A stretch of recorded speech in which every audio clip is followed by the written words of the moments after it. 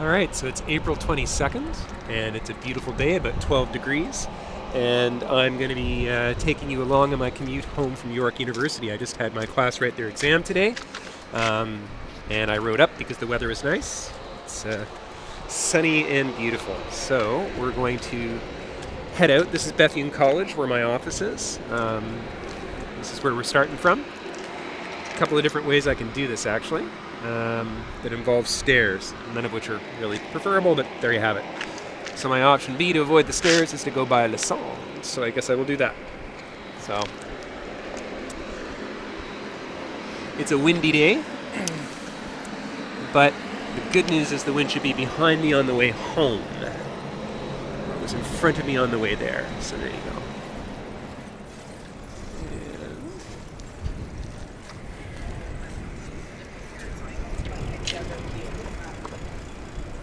The nice thing about now is that since it's exam time, the campus is relatively empty, so a little easier to get around.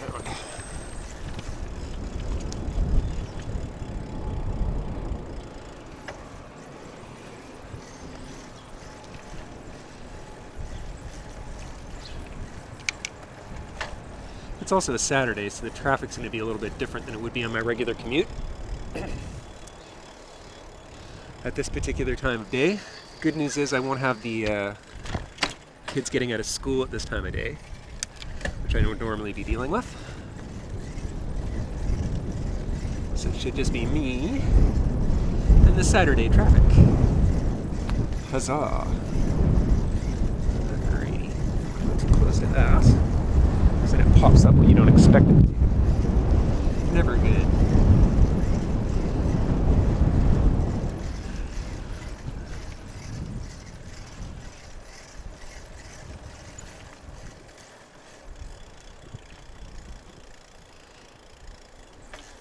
This is all new. All this pavement, all this build up around Lassonde is all new too.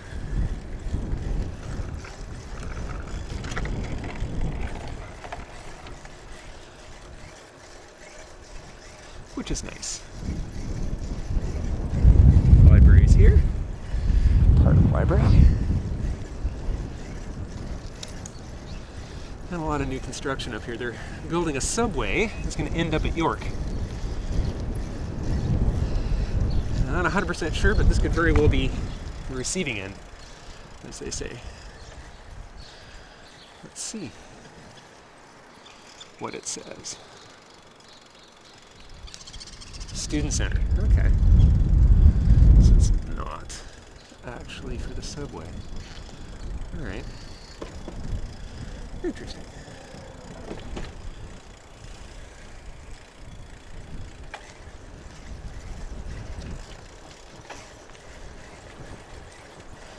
Yeah, on a normal day there's a lot more students around, so I have to be a lot more careful about where I'm riding. But today, it's pretty empty. So that makes it a bit easier. Okay.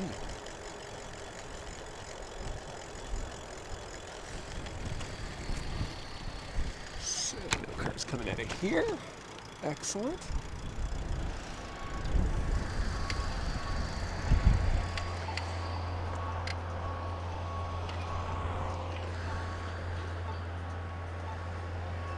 Yeah, the traffic around here is usually a little heavier than this. So that's nice. Oh, that's nice.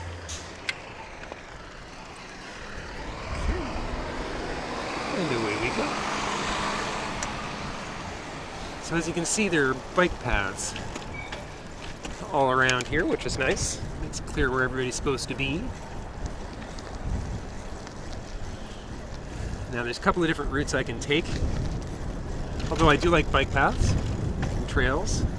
Trails more than paths, obviously, because there's fewer cars around. I do like bike paths. They're not the do-all and end-all. Or be-all and end-all, pardon me. Because cars don't always respect them, so to speak.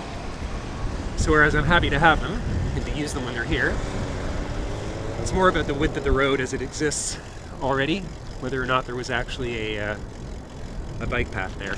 If it's big enough, then the cars leave you alone. If it's small, then they don't anyway, right? So it doesn't really matter if the path is there or not. So for me, at least, helpful, but that's it.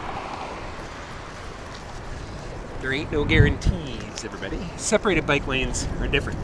They keep cars from coming over except under the most extreme of circumstances, so that's doable. But this, a little bit different.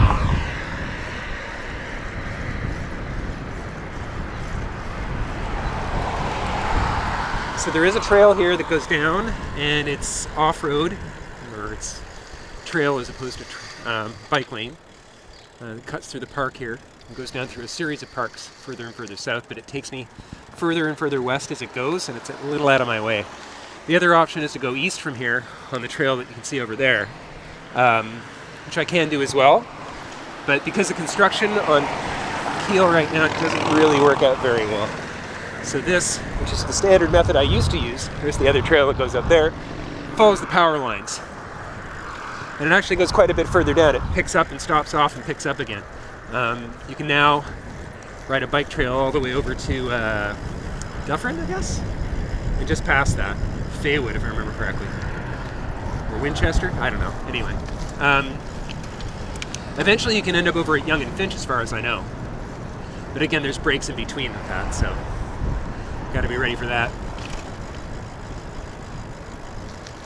So instead of taking the trail, what I'm going to do instead is I'm going to take advantage of a bike lane that goes through an area that is relatively less busy.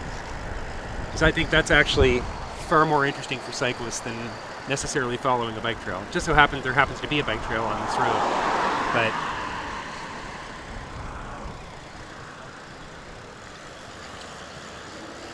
I'd be riding it even if there wasn't. As a matter of fact, I think I may have been riding it when there wasn't, now that I think about it. So this is Sentinel and Finch. It's a major intersection. It's very busy. Finch is a very busy road. I've ridden on it before, because the sight lines are half decent and the road's pretty wide. Still, cars go very fast on Finch. 80 kilometers, 100 kilometers an hour, and that can get a little hairy. So for the most part, I avoid roads that big, except for brief areas where I know it to be wider or better, or areas where the traffic is light, whatever the case might be. In this case, I'm going to stick on Sentinel.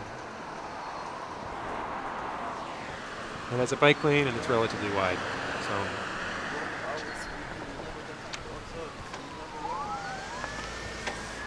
okay, I think we have some emergency vehicles on the way, so let's get across the road and out of the way. Coming to Finch, yes they are, okay. So, here we go, let's get out of the way. Let them do their business, as they say.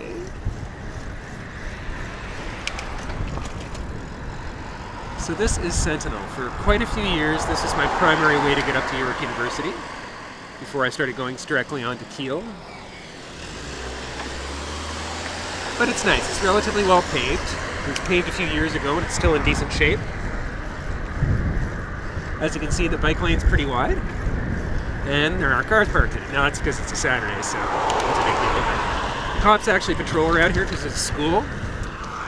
Right here, there's a school further down. So you get a lot of police cars, which means the traffic's a little bit more well behaved, because they know there's cops around. So that's nice too.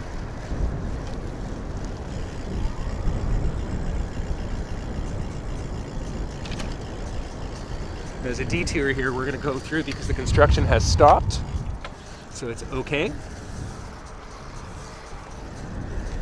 Check out that sky. So as you can see, the road conditions are good. This is nice and wide. Traffic is light. Even if you're not in the bike lane, still plenty of room. Nobody behind me, nobody in front of me. Nice. I find when you're riding long distances and commuting, staying in the same position for long periods of time can lead to a lot of discomfort. So I like to be able to sit up like this, which I don't really like doing in certain traffic situations. So for me at least, it's important to ride in a couple of places where the traffic's a little lighter so you can do this. Hello. Alright. Check behind, check to the side. We're still clear. Excellent. So yeah, sit up a little bit where you can. On mirror positioning, I tend to have one of my mirrors positioned so I can see it when I'm sitting up like this. So that one there. Keep an eye on who's behind me, and then this one's when I lean over a bit more.